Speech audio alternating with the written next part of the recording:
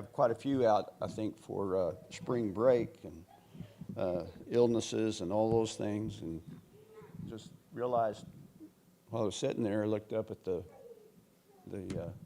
screen and realized that Robert and Kathy had an anniversary yesterday. Anything you want to say about that, Robert, while Kathy's not here? I got a prior, okay? Yeah, yeah. Well, go ahead. Go ahead. Bail you out, huh? Get me out of this. We just observed how, as Jesus was going through his ministry, he really had a tendency to mess things up, didn't he? I mean, in a good way. There was a lot that was coming about, changes that were being made. He talks about putting new wine into old wineskins and how that wouldn't work because, sometimes we're very resistant to change. And I know that even that word, the word change, is a horrible word for some people. But at the same time, as we grow in our knowledge and increase our knowledge of Jesus and who he is and what he taught us, it causes us to expand a little bit, doesn't it? Causes us to think on different levels.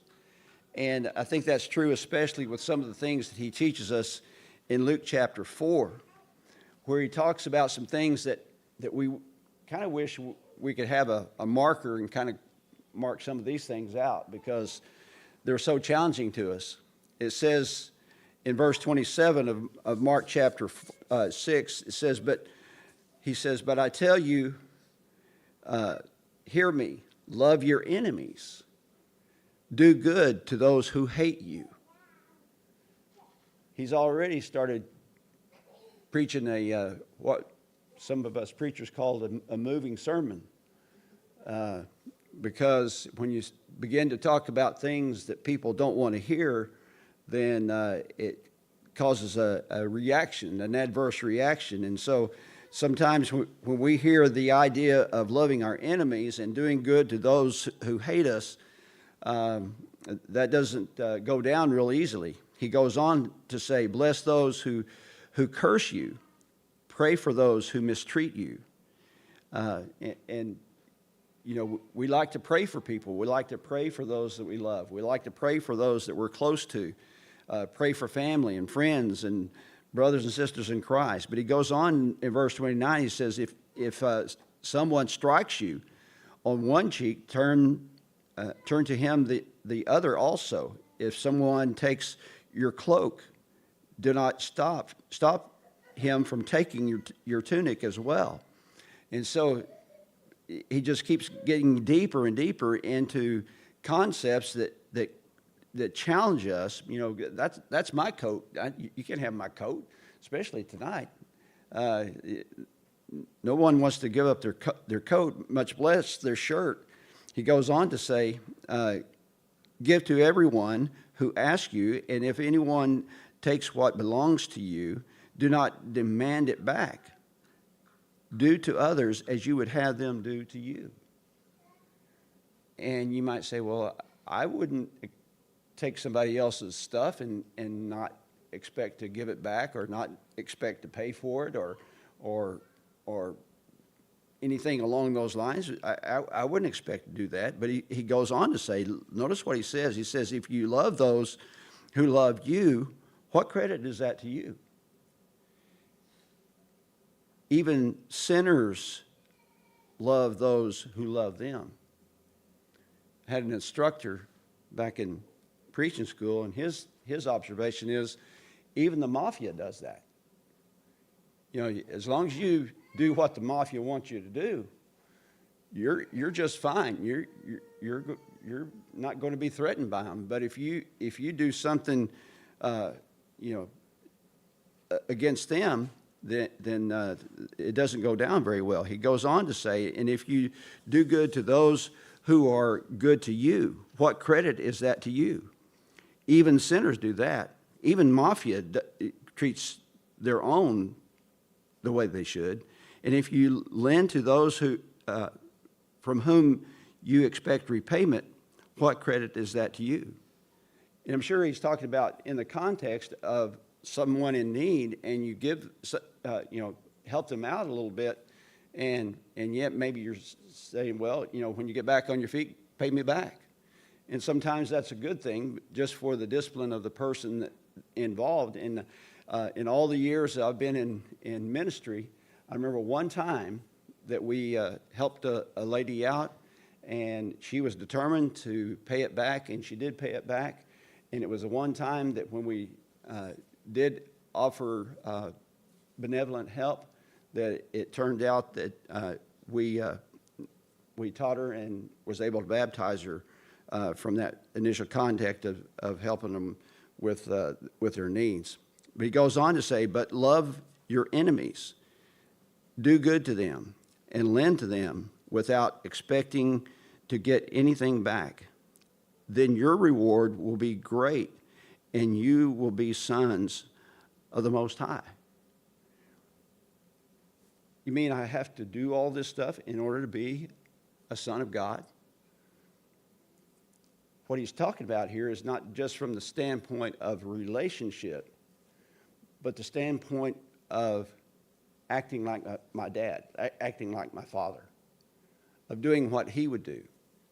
Because he is merciful, he is gracious, he is giving, he is sacrificial. And so basically he's telling us that's the kind of heart that you should have in giving to others and responding to others, loving your enemies and those types of things. Jesus didn't just die for the righteous when he was on that cross. He died for sinners.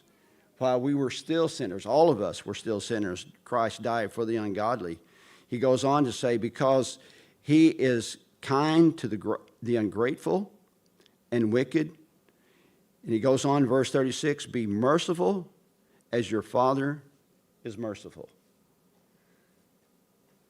Easier said than done.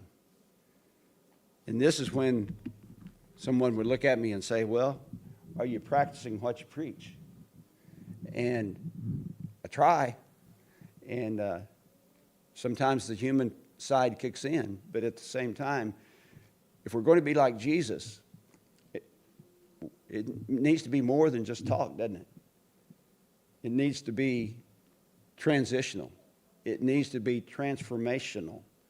We need to be turned into the likeness of Jesus Christ as we live here on this earth. That's the challenge to every single one of us, because that's what we're talking about when we speak of growing in love and growing in compassion and in all those things. That's part of who we are, is that we are growing and becoming to be like Jesus.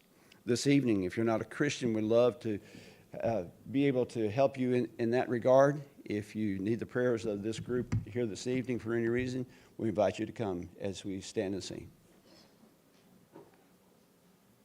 What can wash away my sins? Nothing but the blood of Jesus. What can make me whole again? Nothing but the blood of Jesus. Oh, precious is the flow that makes me white as snow. No other fount I know, nothing but the blood of Jesus.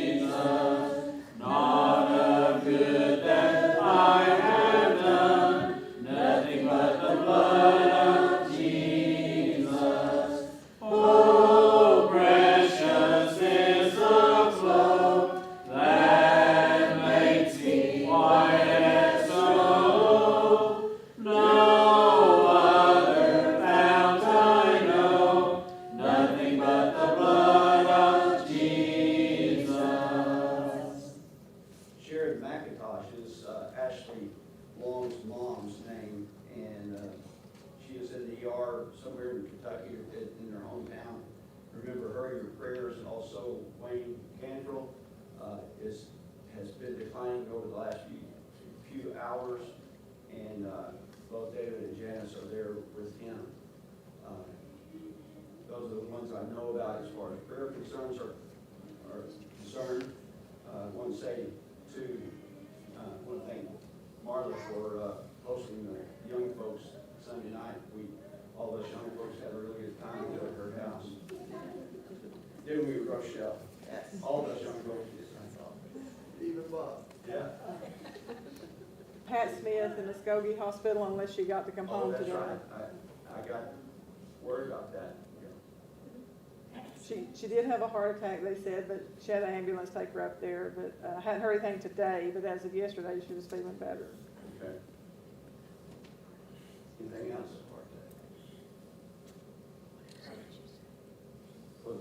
Good. 682. Have a close prayer. Bind us together, Lord, bind us together with cords that cannot be broken. Bind us together, Lord, bind us together, Lord, bind us together with love. There is only one God, there is only one King, there is only one body, that is why we can sing. Bind us together, Lord, bind us together with cords that cannot be broken. Bind us together, Lord, bind us together, Lord, bind us together with love. Dear Heavenly Father, thank you for this day.